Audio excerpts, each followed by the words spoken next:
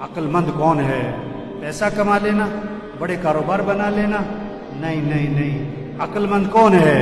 حضور اکرم صلی اللہ علیہ وسلم سے دریافت کیا گیا، من اکیس الناس، اللہ کے رسول سب سے بڑا عقل مند کون؟ ومن احزم الناس یا رسول اللہ، سب سے زیادہ عاقبت اندیش آدمی، عاقبت اندیش آدمی، سمجھدار آدمی کون ہے؟ آپ صلی اللہ علیہ وسلم نے دو باتیں فرمائی، جو یہ دو کام کرے، جس کے اندر یہ دو باتیں ہیں، یہ عقل مند ہے، چاہے ریڑھی والا ہو، چاہے مل مالک ہو، چاہے سائیکل پر ہو، چاہے گاڑی پر ہو، چاہے 2 مرلے کے مکان میں، چاہے 10 کنال کے بنگلے میں، یہ دو کام جس کے اندر ہیں، یہ دو علامتیں جس کے اندر موجود ہیں، یہ عقل مند ہے۔ اور جس کے اندر یہ دو چیزیں نہیں ہیں، یہ بے وقوف ہے، مانے یا نہ مانے۔ کیا؟ اکثرهم ذکرا للموت واکثرهم استعدادا اولئک الاکیاس ذهبوا بشرف الدنیا وکرامت الآخرہ، جو موت کو کثرت سے یاد رکھیں، جو موت کو کثرت سے یاد رکھیں کہ مر جانا، یہ دنیا چھوٹ جانی، یہ گھر چھوٹ جانا، یہ کپڑے اتارے جائیں گے، نہ اترے تو کینچی چلے گی، کینچی چلے گی، یہ گھر چھوٹ جانے، چاہے 10 لاکھ کا مکان، چاہے 10 کروڑ کا بنگلہ، یہاں سے جنازہ اٹھ جانا ہے، جو موت کو یاد رکھے۔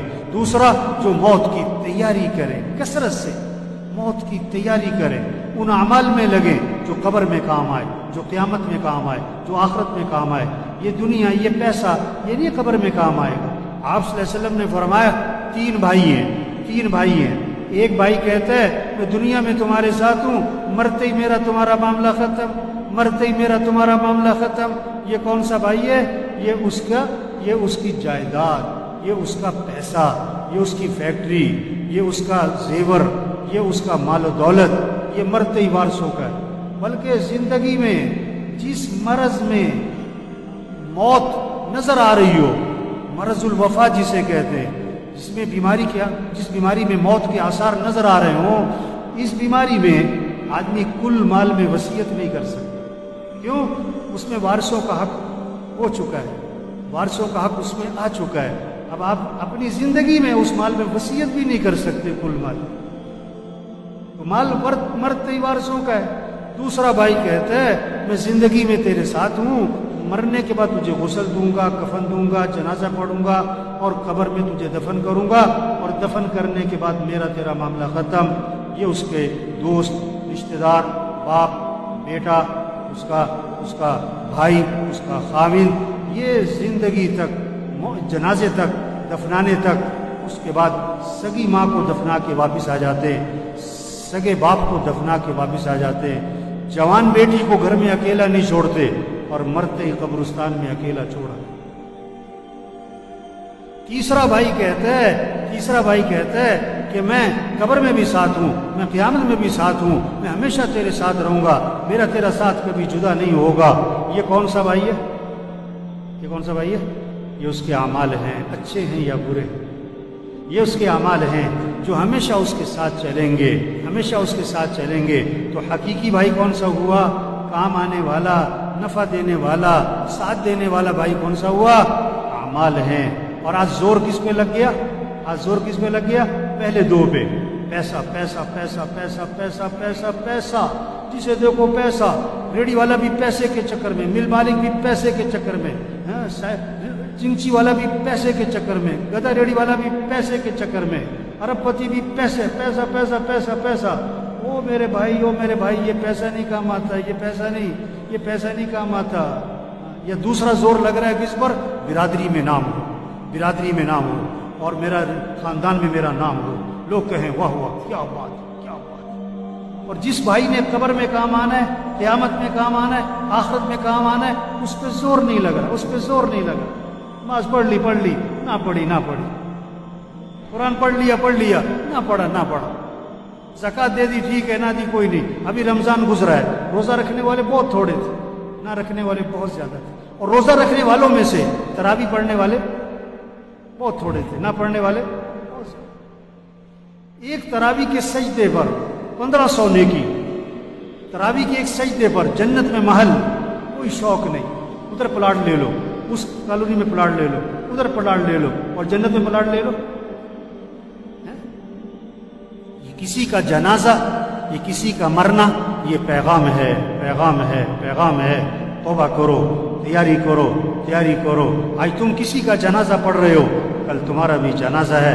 آج تم کسی کا اعلان سن رہے ہو، کل تمہارا بھی اعلان۔ آج دیکھو یہ زاہد کا جنازہ ہے، اور میرے خیال سے پچھلا جمعہ یہی پڑھا ہوگا۔ آج جنازہ ہے، اسے کیا پتا تھا اگلا جمعہ میرا جنازہ ہونا ہے؟ ہم میں سے کس کا جنازہ کب ہونے والا ہے کوئی پتہ نہیں ہے۔ ہم کس کو خطرے میں سمجھ رہے ہیں؟ ہم کس کو خطرے میں سمجھ رہے ہیں؟ جس کو ڈاکٹروں نے جواب دیا ہو، یا جو 80 سال کا بابا ہے، 90 سال کا بابا ہے، اس کے بارے میں ہوتا ہے پتہ نہیں کب خبر آئے گی، پتہ نہیں کب خبر آئے گی۔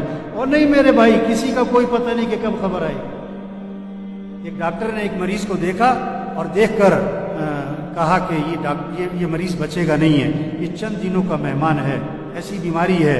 اس ڈاکٹر نے جواب دے دیا یہ چند دنوں کا مہمان۔ اللہ کی شان، مریض ٹھیک ہو گیا اور ڈاکٹر مر گیا۔ ڈاکٹر مر گیا، مریض ٹھیک ہو گیا۔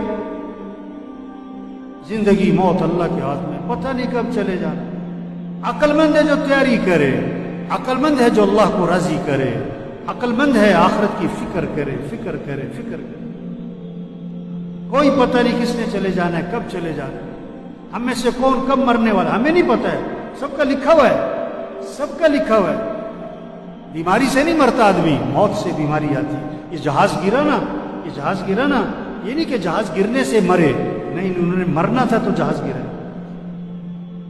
ہاں، کتنے کینسر والے 10 سال سے زندہ ہیں، اور یہ جو جہاز میں مرے ان کو تو کینسر نہیں تھا، ان کو تو کورونا بھی نہیں تھا۔ جن کو کورونا تھا ان کو جہاز پہ چڑھنے نہیں دیا انہوں نے۔ یہ تو خوشی خوشی جا رہے تھے، کہاں عید منانے، کہاں اپنے گھر، اور بڑی مہنگی ٹکٹ لے کے جا رہے تھے۔ انہیں کیا پتا تھا کہ ہماری عید کا آنی ہے آخرت میں۔ 10 منٹ رہ گئے مرنے میں، پتہ نہیں، 10 سیکنڈ رہ گئے مرنے میں۔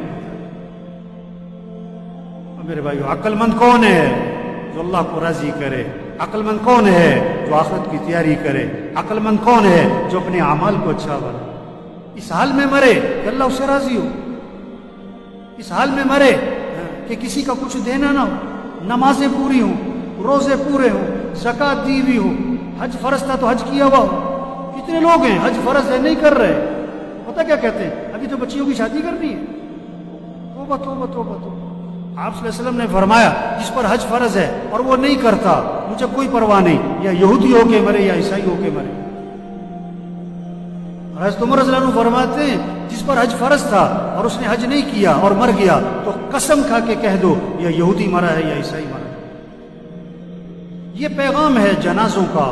توبہ کرو، جس پر حج فرض ہے حج ادا کرو، زکوٰۃ فرض ہے زکوٰۃ دو۔ وہی نہیں آئے گی آپ کے نام کہ میاں صاحب زکوٰۃ نکالا کرو، یہ جنازے پیغام ہیں، زکوٰۃ دو۔ یہ بالوں کا سفید ہونا پیغام ہے، زکوٰۃ دو۔ کسی کا مال مت دباؤ، کسی کا مال مت دباؤ۔ گھر بکتا ہے بیچ دو، فیکٹری بکتی ہے بیچ دو، گاڑی بکتی ہے بیچ دو۔ اس حال میں مرنا کہ کسی کا کچھ دینا نہ ہو۔ یہ کورونا یہ پیغام ہے۔ اللہ کے نبی نے اچانک کی موت سے پناہ مانگی۔ یہ بیماری مانگنے کی چیز نہیں ہے، لیکن یہ نعمت ہے، ایک پیغام ہے۔ تیاری کرو، تیاری کرو۔